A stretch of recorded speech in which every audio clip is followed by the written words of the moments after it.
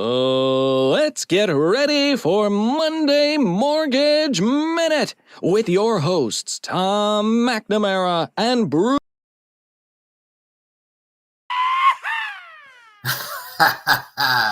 There you go, buddy. Yeehaw. Yeehaw. Happy Monday. What a great Monday. Absolutely.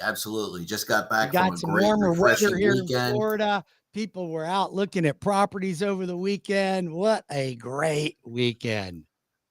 Yeah. So let's get right down to business. We got a lot of really important news to cover today. So if you are out seeking to purchase a home, sell a home, refinancing a home, or you're interested in knowing what's going on in the economic news that impacts real estate, you are going to want to watch the entire program today. We only are on here for about 10 to 12 minutes, so stay tuned with us. You'll get all your information. Real estate agents, we're always here to help you grow and have a greater understanding as to what's going on and what's impacting your industry. And other loan officers that may listen to this, we welcome you. And I hope you get something out of this. So let's get started right away. Absolutely. Let's go ahead and review the bond market right first to see what you got going on there. All right. So we got really good news in the bond market. As we say, we like bonds to be up. Mortgages are tied to the bond market, and we want the bond yield to be positive. It opened up at 44 basis points up. It settled down to 22. There's our chart. Look where we opened up here today. And we're sitting right here right now, but we're much higher than we were on Friday. And Friday was an important day. If we go back in here and we punch in the 25-day moving average, we can see that we broke over that ceiling. So that now has become a floor for us. So we have passed the 25-day moving average. Now, the smaller the moving average, the less of an impact we have. However, this is an indicator that can really make a difference. We can punch in the 50-day moving average. Let's change the color on here and let's just see where we are. The 50-day. So look at, we're sitting on top of the 50-day. So that's two moving averages that we've busted through. Now, the next one would be the 100-day moving average. The 100-day is even more impactful. And we can see we got a ways to go for that. All right. Okay. All right. We got a ways to go. Moving in the right. We are moving in the right direction. We're moving in the right direction. Very, very positive. And then the biggest one is the 200-day. And look at, we touched the 200-day today. Right. That's the most impactful moving average. So all of you listening out there right now or watching, this is really, really good news. So good news on the mortgage front, good news for interest rates. And it looks like we could potentially swing above this and get back into some really good rates. So, right. And so I want to remind everybody that when that number goes high, interest rates go down, right? That's correct. Interest rates go down. So that's now I'm not anticipating. And you're right. And Tom, we're not anticipating a major reduction in interest rates anytime soon. Even if we broke above this, interest rates here, we're running around 6.25. So you can see where we are right here. We've still got a ways to go. That's at 100.69. And we need to get to, say, 102. Great. Well, hey, at least we're moving in the right direction. That's moving in the right direction. All we can ask for. So I've got some news to go through here. We could talk about the national housing market, right? So now this is not necessarily Florida. This is all over the whole country. But December sales are up, and that's up over the monthly gains. Okay. Yeah, so that's month over month. So again, we don't have necessarily a trend set yet, but 2.2% in 1 month. In 1 month, or actually, is that from 1 week? No, that's 1 month. That's the 1 month. month-over-month sales for December. But notice in 2024, we have a 9.3% increase for an annual increase, right? So we're picking the market back up, and we had a horrible beginning of 2024. So Yes. the back end of 2024 must have been really, really good. We'll dig into those numbers. But if you notice, it says third consecutive month of yearly gains. So, Yeah. and that's in sales. That's not necessarily pricing, right? So if you look underneath the next one down, we talk Yes. about pricing, okay? And we've had a rise in the number of new listings, which means people are kind of getting, people that were holding out and I don't want to get rid of my 3% interest rate. They're starting to have to come off of that for whatever reason it is, whether it's a family thing or a work thing or whatever. That's right.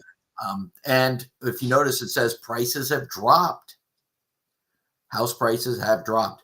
Yeah. sellers are getting house flexible. prices have dropped because I'm not seeing my builders dropping prices. I am seeing continue with incentives, but So yeah. So that might not be true in the new homes. And remember, this is a national thing. This is not Florida specifics. It's not new home, or this is national, right? We always, the national news is great because it gives you an idea about what the overall world is doing or the U.S. is doing. But what's really important to us is Florida, right? If that's where we're operating, and me specifically, Central Florida, right? Because that's where absolutely I absolutely spend most of my time. So, but we did sell more in 2024 than we did in 2023, which is good. Well, to the tune of 12% over 2023. That's new housing units. Yes. Okay, so that's new. That is new homes. Okay, now exactly where those are, that I don't have the data on. Well, I can tell you one thing. I'm seeing that the builders' new home starts were up almost 16%. So it tells me that the sentiment for the builders is, let's go ahead and put some inventory in the ground. We think people are going to jump back in the market. Yeah. So stock market last week, the last week is week over week having a 2%, on average 2.2, 1.7% in a week is huge. Don't know if that's going to be a trend or not, but we had a great week, and so we'll keep looking forward to that. And then it's listed under economic concerns, but you and I both know that when jobless claims go up, interest rates tend to drop, right? We certainly don't want more people to be unemployed. However, joblessness claims, when they rise, tend to improve the bond market. So there is a connection there, and we are seeing that bump right now. And we see consumer sentiment that's weak. Weaker than expected, right? It's interesting that news is that consumer sentiment is weaker, but yet more people are jumping in the market. Something's not making a lot of sense there. Well, if they're consuming goods versus buying homes, maybe that's where the disconnect comes in. But and then of course we see that U.S. manufacturing is going positive, right? So we're into the expansion territory on U.S. manufacturing, which I think overall is going to be good for the market. I think so too. Absolutely. So new homes projecting more and more. No annual price increases, right? So I think new builders are going to settle out for a bit, and we'll see another stat at the end that might help explain that a little bit too. Because even though they're not necessarily charging more for homes, inflation is still hitting them hard, right? That's absolutely it is. Yep. And then, I see that December PCE price is expected to show steady annual inflation without notable declines. Now, that's not what we want to see. We don't want more inflation. So we want to keep that to a low as much as we possibly can. But it's hard to stimulate the economy without stimulating inflation. It is very, very difficult to do. So, and then we do see that the Fed does not have any likelihood of dropping rates anytime soon. As they should not.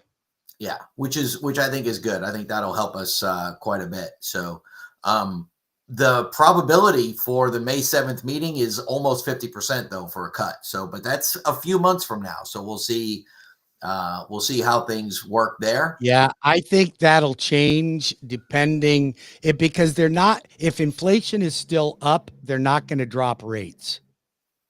Right, right. You're absolutely right. I guess time will tell. And here's the stat that I think might be impacting that price metric a little bit.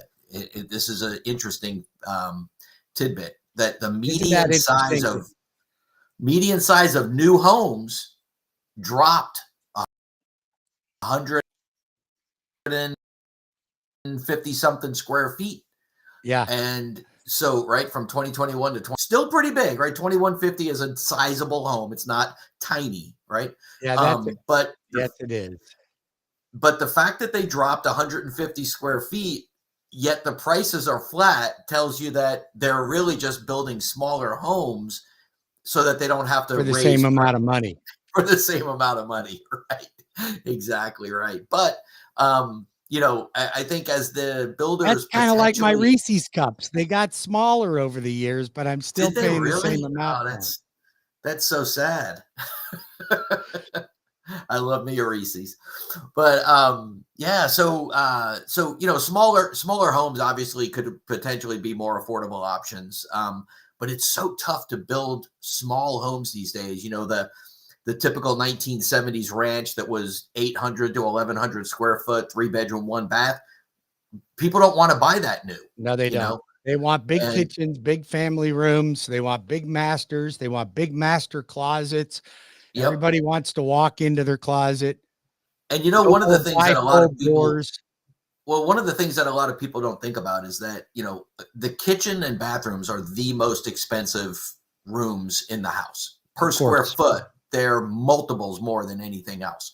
And so when you make a large kitchen, you make multiple bathrooms, you really eat up that budget. You multiply it very, very quickly. So, that's one of the reasons that smaller homes are just no longer being built very often, in most places, just because it's not much more to make it bigger. And then the builder can charge quite a bit more. Builder building homes generally under 1,350 square feet, not very many. No, absolutely not. But I think here in Florida, if you're trying to get into more of an entry level, you're looking between 1,350 and about 1,850. You get above 1,850, then you're moving up a little bit in price. Then you get into that 2,100. Like that's a national average at 2,100 square feet too. Correct. 2,150 square feet is not a small house by any means. No. Absolutely not. We're probably talking about a $450,000 to $550,000 house. Absolutely. Well, that's the median price, right? Yeah. So that is the median price. So anyway, overall, I think we're in a reasonably good place. We are trending in the right direction. I'm excited for this year. I've already got quite a bit of activity going on, both on the buy side and the sell side. And people just seem more enthusiastic about the market in general. So I agree. Yep.